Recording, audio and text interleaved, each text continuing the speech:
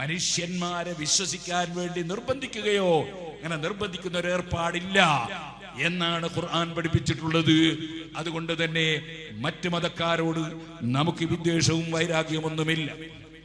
ഇമാമിങ്ങളെ കിതാബിൽ ഒരു ചർച്ചയുണ്ട്. നിങ്ങൾ ശാഫിഈ മദ്ഹബിലെ ഏറ്റവും പ്രബലമായ നിഹായ എടുത്തു നോക്കൂ, അവിടെ ഒരു ചർച്ചയുണ്ട്. അതേപോലെ അതിന്റെ ഹാഷിയായ സബ്റാമുൽ നസി നോക്കൂ, ഒരു ചർച്ചയുണ്ട്. എന്താ ചർച്ച?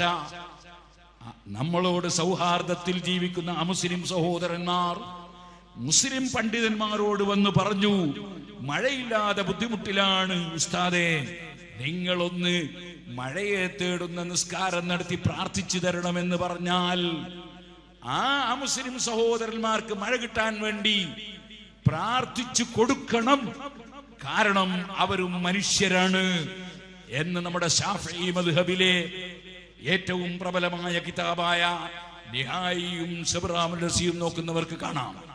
എന്നാൽ അവിടെ ഒരു കാര്യം അവർ ഉണർത്തി, ഇതേ പ്രാർത്ഥന നടത്താൻ സുന്നികളല്ലാത്തവർ പറഞ്ഞാൽ അവർക്ക് പ്രാർത്ഥിച്ചു കൊടുക്കാമോ?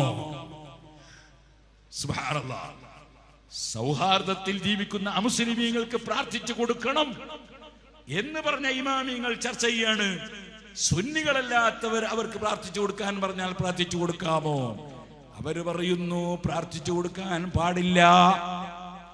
എന്തുകൊണ്ട്? മുസ്ലിം പണ്ഡിതന്മാർ അവർക്കങ്ങനെ പ്രാർത്ഥിച്ചു കൊടുക്കുന്നത് കണ്ടാൽ മറ്റുള്ളവര് ധരിക്കും അവർക്ക് വലിയ കുഴപ്പമൊന്നുമില്ല എന്ന് ധരിക്കും.